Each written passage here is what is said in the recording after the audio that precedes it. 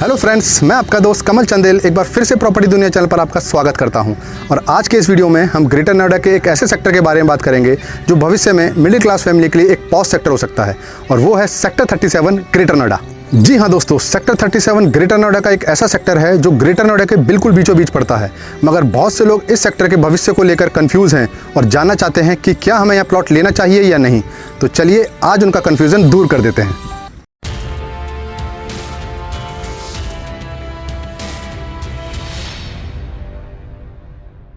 Sector 37 greater Noida का एक और ग्रीन सेक्टर है जिसे RHO2 के नाम से भी जाना जाता है, और आप जिसे मिडिल क्लास फैमिली के लिए एक परफेक्ट सेक्टर भी कह सकते हैं। और उसके पीछे का सबसे बड़ा कारण है यहाँ पर अवेलेबल प्लॉट के साइज़। इस सेक्टर में आपको केवल दो ही साइज़ मिलेंगे, 120 मीटर और 200 मीटर, और दोनों ही साइज़ को आप मिडिल क्लास फैमिली के लिए एक परफेक्ट साइज़ कह सकते हैं। और यदि बात करें इन प्लॉट्स के डायमेंशन की, तो 120 मीटर के प्लॉट का डायमेंशन 8x15 है और 200 मीटर के प्लॉट का डायमेंशन 10x20 है। और इन साइजेस में आप एक अच्छा खासा मकान बना सकते हैं, फिर चाहे आप इसे विला का लुक दें या फिर एक नॉर्मल मकान का। जिस प्रकार जिंदगी को जीने के लिए जीवन का एक लक्ष्य यानी कि गोल एकदम क्लियर होना चाहिए, उसी प्रकार प्रॉपर्टी खरीदने के लिए भी आपके माइंड में ये लक्ष्य क्लियर होना चाहिए कि आप ये प्रॉपर्टी इन्वेस्टमेंट के लिए खरीद रहे हैं या फिर सेल्फ यूज़ के लिए।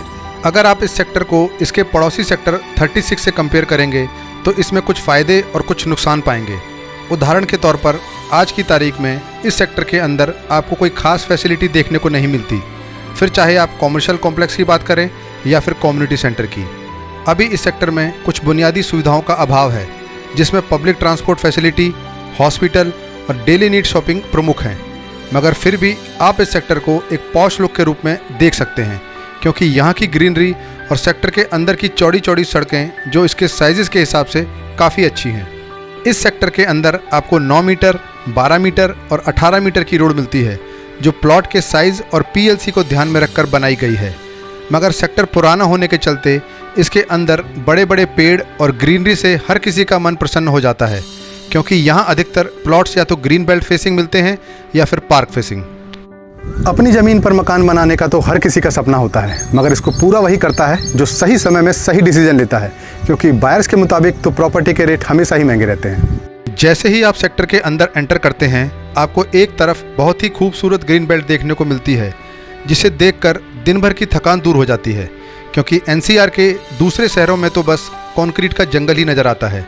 जैसे जैसे आप इस रोड पर आगे बढ़ेंगे, आपको एक सर्कल के शेप में एक बहुत ही खूबसूरत पार्क देखने को मिलेगा, जो इस सेक्टर की USP है। और इस सेक्टर में 200 मीटर के प्लॉट्स होने के चलते इस सेक्टर की डेंसिटी भी इसके पड़ोसी सेक्टर 36 से काफ़ी अच्छी है, क्योंकि सेक्टर 36 में हमें 40 मीटर और 60 मीटर के प्लॉट्स भी मिलते हैं। मगर सेक्टर 37 में आपको प्रकृति का एक ऐसा खूबसूरत नज़ारा देखने को मिलता है, जिसे देखकर दिल्ली NCR के दूसरे शहरों से आने वाले इन्वेस्टर्स का भी यहाँ रहने का मन करने लगता है।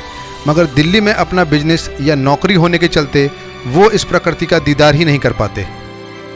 प्रकृति के साथ कुछ समय बिताओ, आप खुद को पालोगे, क्योंकि प्रकृति से रूबरू होने के बाद ही मुझे खुद से रूबरू होना आया, क्योंकि मैं भी तो यहाँ दिल्ली से ही आया।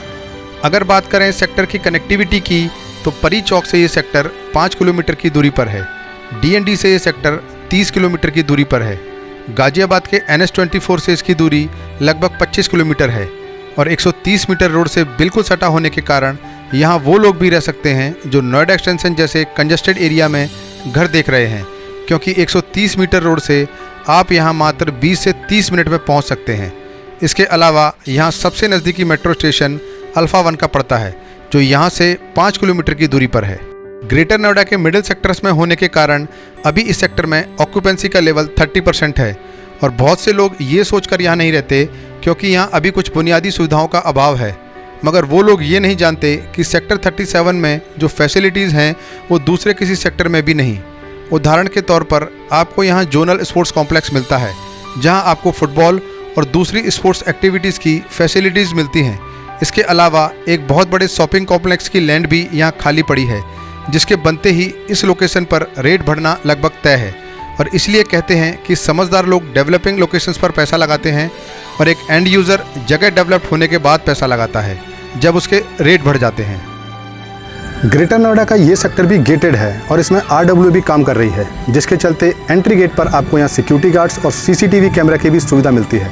इसके अलावा पानी की भी यहाँ ग्रेटर नोएडा अथॉरिटी द्वारा सप्लाई की जाती है, जिसके लिए अथॉरिटी ने यहाँ वाटर टैंक भी बना रखा है। ग्रेटर नोएडा के सेक्टर 37 में भी आपको दूसरे सेक्टर की ही तरह लीज होल्ड के प्लॉट्स मिलते हैं और इन प्लॉट्स पर भी आप 70 से 80% तक लोन ले सकते हैं, मगर उस पर कंप्लीशन होना ज़रूरी है क्योंकि खाली प्लॉट्स पर बहुत से बैंक लोन नहीं देते और कई बैंक 50% तक ही लोन देते हैं।